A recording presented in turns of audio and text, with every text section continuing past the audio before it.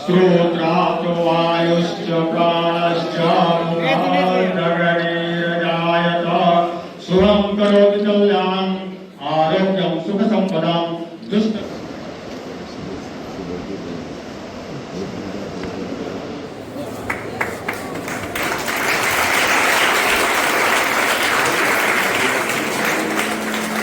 तालियां बजती रहनी चाहिए, ये सभी तालियां बजती रहनी चाहिए। और गौरव का क्षण है आज हम सभी को, चाहे हम शिक्षक के रूप में जुड़े हों, चाहे विद्यालय के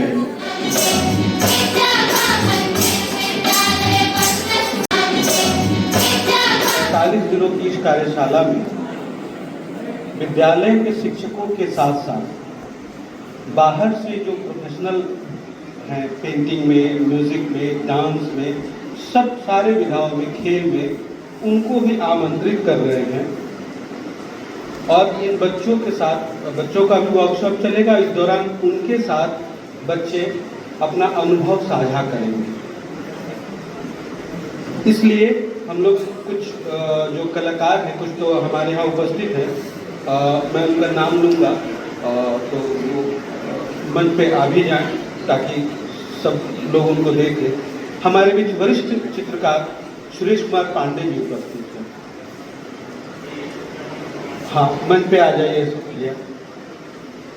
हमारे बीच वरिष्ठ चित्रकार कमलेश कुंदन जी उपस्थित हैं। विष्णु शंकर जी उपस्थित हैं।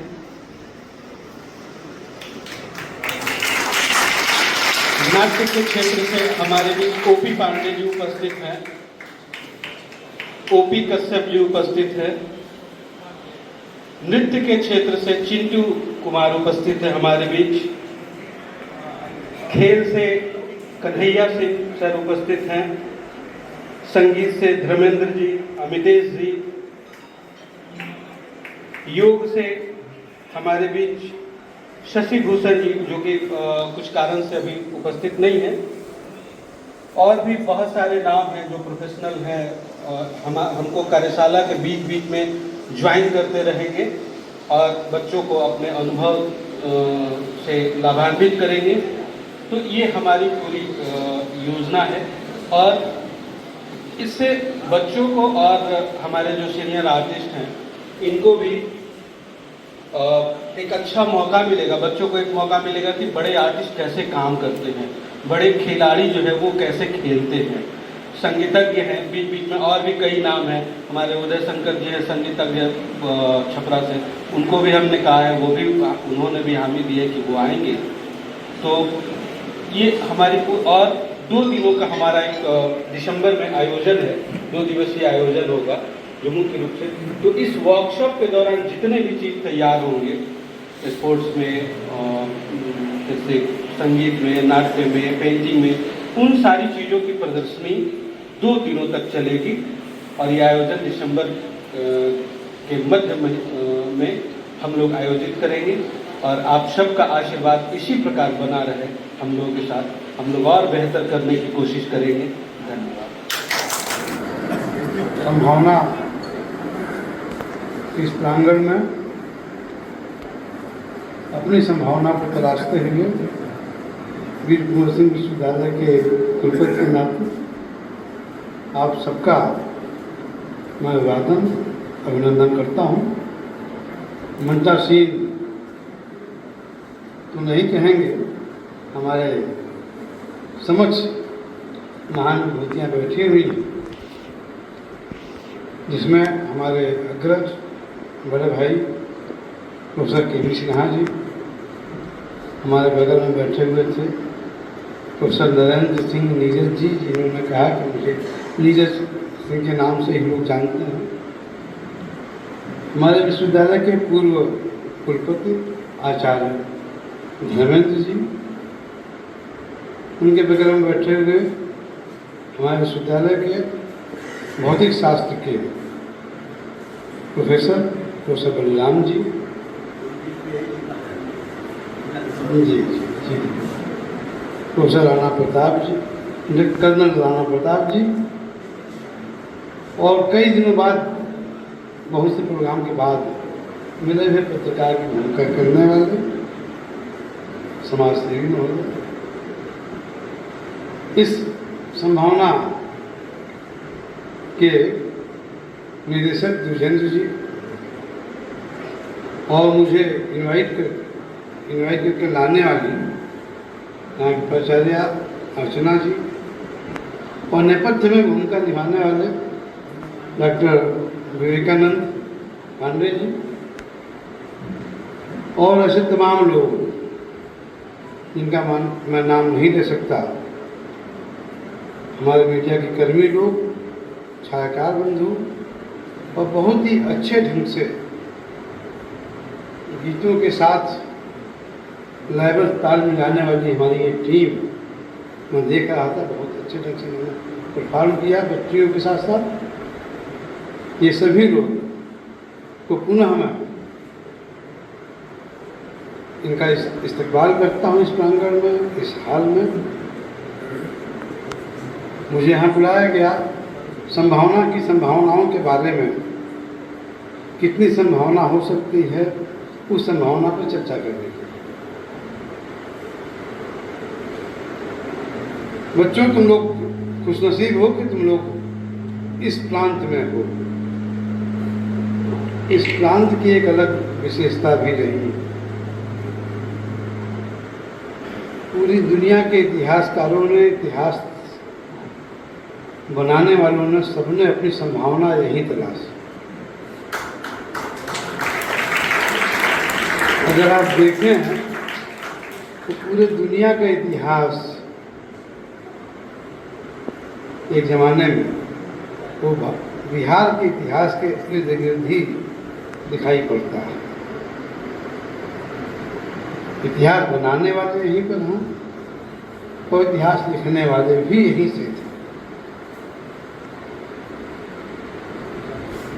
सारे दुनिया के छात्र अपनी संभावना तलाशने के लिए यहीं आते थे। उस वक्त विदेशों से लोग आते थे और सारी दुनिया की मेधा शक्ति जितने आचार्य थे अपनी संभावना के लिए इसी जगह आए। तो संभावना की महत्ता पर मैं प्रकाश डाल रहा था। ये तत्व सर्वत्र, केवल तुम ही तुम हो।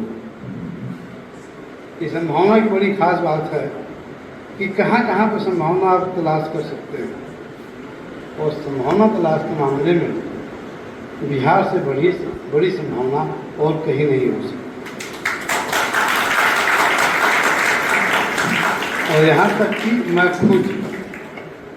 मैं खुद शैलेंद्र चतुर्वेदी अपनी संभावना तलाश करने के लिए यहीं आया। हमारी लिए भी हुई संभावित चीज़ें हो सकती है भविष्य में, उसकी आधारशिला यहीं से दिखी जाएगी और यहीं से होगा जो कुछ भी होगा। आरा का नाम मेरी जिंदगी से हट नहीं सकता। मैं सबसे पहले जब बिहार आया था तो मेरी मुलाकात आचार्य धर्मेंद्र जी से हुई थी। यहाँ ज्वाइन करने के मेरे ख्याल से ठीक 1 वर्ष पूर्व। तो मैं संभावना की तलाश में था और 1 वर्ष बाद मैं यहाँ पे आया। ये जरूर बताया गया कि साहब ये आ रहा है, विश्वविद्यालय की स्थिति अच्छी नहीं है, कांटों का ताज है। जबकि यहाँ से ही आप ध्यान दें तो विश्वविद्यालय के शिक्षकों की आवाज़ प्रोफेसर के.वी. सिन्हा आरा को ही बिलोंग करते थे, विनम्रता बात। आज भी हम विश्वविद्यालय के स्तर पर जितनी चीज़ें पूरे बिहार में देखते हैं, उस संभावनाओं को संभावित करने वाले प्रोफेसर के.वी. सिन्हा जी। शायद ये कुछ शिथिल पड़ गए, इसलिए वो लड़ाई भी कुछ धीमी हो गई। ये मानने में मुझे कोई परहेज नहीं। मैं मंच से इस बात को बोलता भी हूँ और आपको ललकारता भी। जहाँ तक इस कॉलेज की बात है, 96 में, जैसा कि मोहतरमा ने बताया, 5 छात्रों और 3 शिक्षकों के साथ ये कॉलेज आरंभ हुआ। 2009 में CBSE से इसका एफिलिएशन हुआ। करीब 2500 छात्र हैं। 500 छात्र हमारे मौलाबाग के कैंपस से आते हैं। सुनते सुनते थक गए होंगे, थके हो कि नहीं? वाह, चलो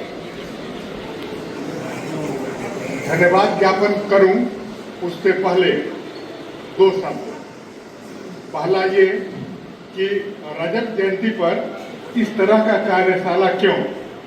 बाकी जगहों पर तो सांस्कृतिक कार्यक्रमों का आयोजन होता है, नृत्य होता है, गाना होता है और कार्यक्रम निपट जाता है। इस कार्यशाला से हमारा जो उद्देश्य है कि ठीक है, हम बड़े मंच पर सांस्कृतिक कार्यक्रमों को करेंगे, लेकिन जो तैयारी हमारी होगी वो तैयारी ये नहीं कि हम 2 दिन हारमोनियम पर बैठे एक गाना कंपोज किए और मंच पर जाकर गा दिए, नहीं।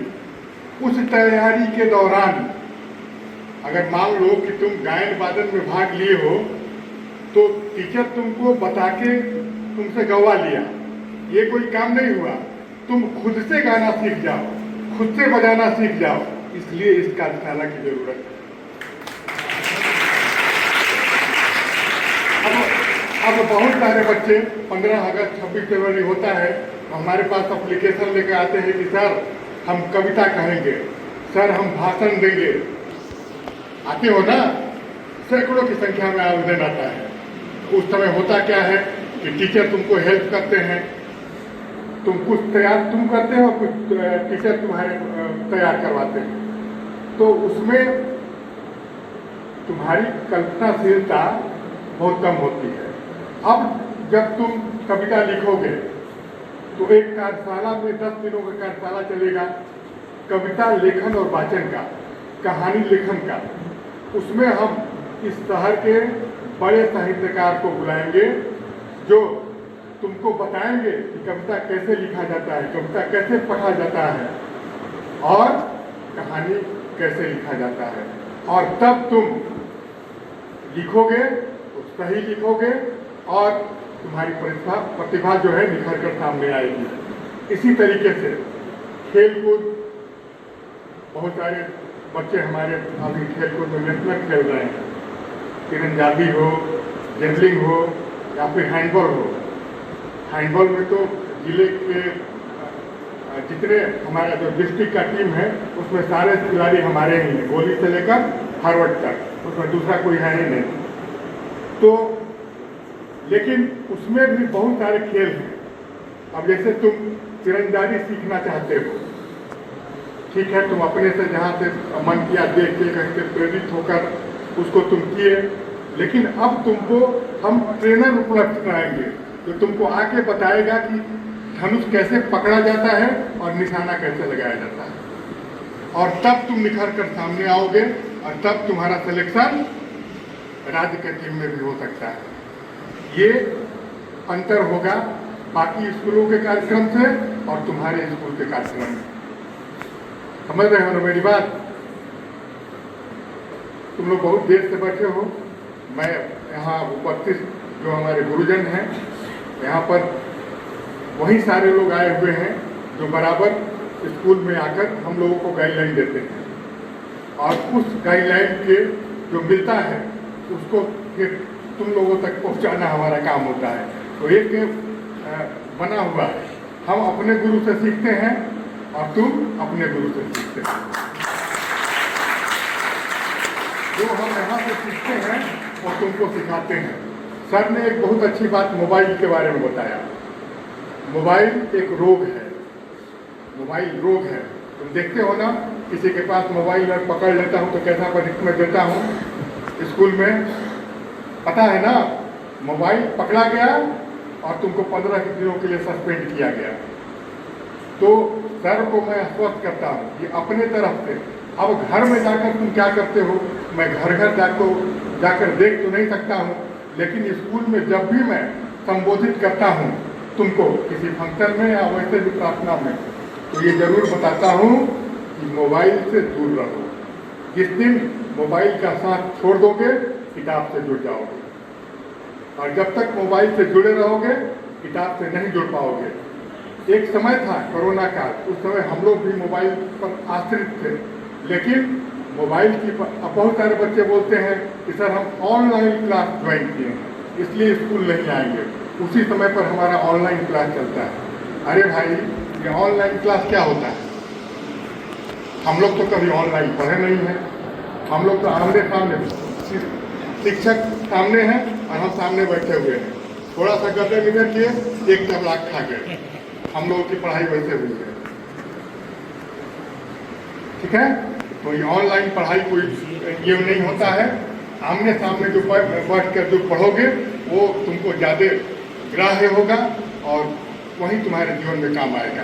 इसलिए ऑनलाइन का चक्कर छोड़ो और ऑफलाइन में आ जाओ। मोबाइल को फेंको और किताब को पकड़ लो, सफल हो जाओगे।